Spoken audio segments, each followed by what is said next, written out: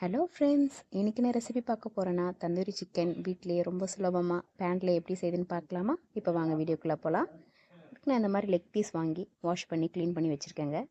1/2 cup தயிர் சேர்த்துக்கிறேன். இப்போது தேவையான அளவு உப்பு சேர்த்துக்கலாங்க.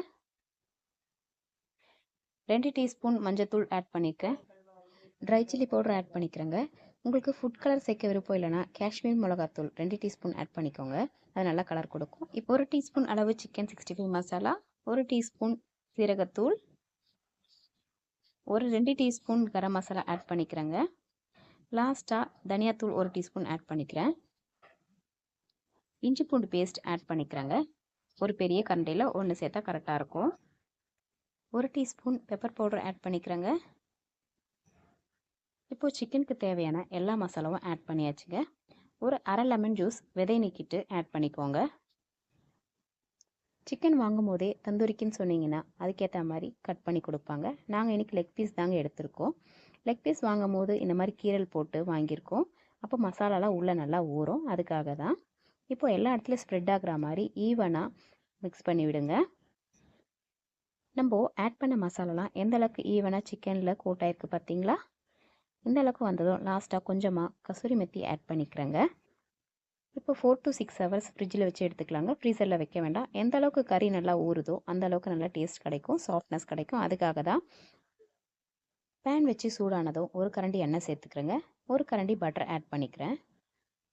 இது நல்லா கரைஞ்சி வந்ததும் நம்ம மசாலா சேர்த்து வச்சுருந்த சிக்கனை அதில் சேர்த்துக்கலாம். சிக்கன் ஆட் பண்ணும்போது இந்த மசாலாலாம் எடுத்து இந்த மாதிரி ஒரு வாட்டி கோட் பண்ணி விட்டுட்டு ஆட் பண்ணிக்கோங்க. இப்போ பார்த்தீங்கன்னா உங்களுக்கே தெரியும் எந்த அளவுக்கு நல்லா மசாலாலாம் ஊறி வந்திருக்குன்ட்டு. 2 லெக் பீஸ் மட்டும் இப்போ நான் ஆட் பண்ணி பொரிச்சு எடுத்துக்க போகிறேங்க.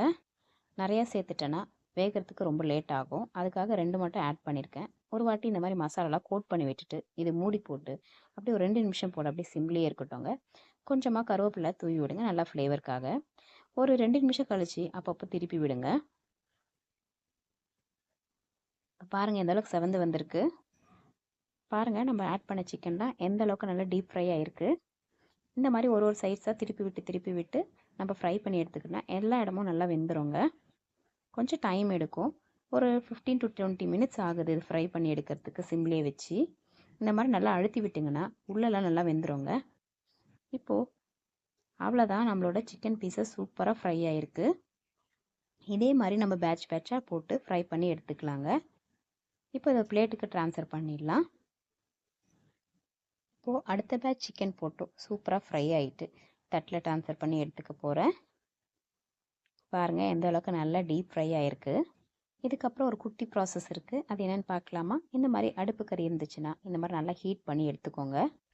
இப்போது அந்த பேனை வாஷ் பண்ணி எடுத்துகிட்டு இந்த மாதிரி சிக்கன் பீசஸ்லாம் அதில் சேர்த்துக்கலாம். இந்த கறி துண்டை ஒரு குட்டி கிண்ணத்தில் நல்லா சூடுபடுத்திட்டு இந்த மாதிரி ஆட் பண்ணி அதில் கொஞ்சமாக எண்ணெய் இல்லைனா பட்டர் ஆட் பண்ணிவிட்டு இந்த மாதிரி ஸ்மோக் வர ஆரம்பிக்கோங்க. சட்டுன்னு மூடி போட்டு மூடிட்டிங்கன்னா இந்த ஸ்மோக் எல்லா கறியிலையும் அப்படியே நல்லா ஸ்ப்ரெட் ஆகிட்டு சூப்பராக தந்தூரி சிக்கன் ஃப்ளேவர் உங்களுக்கு கிடச்சிரும். கண்டிப்பாக ட்ரை பண்ணி பாருங்கள். இப்போது நான் ஓப்பன் பண்ணிட்டேன். அவ்வளோதான், நம்மளோட தந்தூரி சிக்கன் வீட்லேயே சூப்பராக ரெடி பண்ணியாச்சு. பார்த்தீங்களா? பார்க்கவே அவ்வளோ டெலிஷியஸாக இருக்குது. இதை நீங்கள் மயோனீஸ், ஆனியன் எல்லாம் வச்சு சர்வ் பண்ணி பாருங்கள். எங்கள் குட்டி சூப்பராக என்ஜாய் பண்ணி சாப்பிட்டாங்க. இதே மாதிரி நீங்களும் ட்ரை பண்ணி பார்த்துட்டு எப்படி இருக்குன்னு சொல்லுங்கள். இந்த வீடியோ பிடிச்சதா லைக் பண்ணுங்கள், ஷேர் பண்ணுங்கள், மறக்காமல் சப்ஸ்கிரைப் பண்ணி